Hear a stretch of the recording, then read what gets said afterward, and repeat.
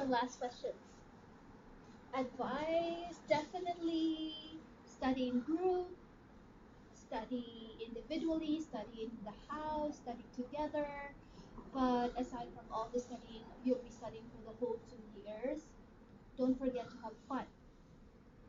Um, when it when I was in school, I was so focused because I had a job as well that I didn't even think about the fun part.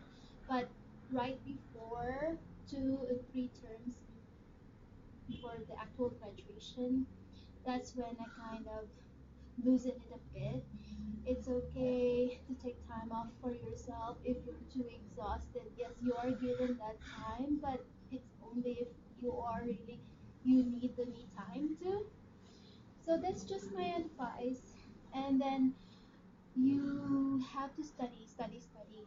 Um, this needs a lot of work. You need to know you have to practice to a lot of people, friends, family, any person that you can get your hands to and dig in, not dig in, but like massage to practice. That's the only way that you will learn. But I still mean what I say.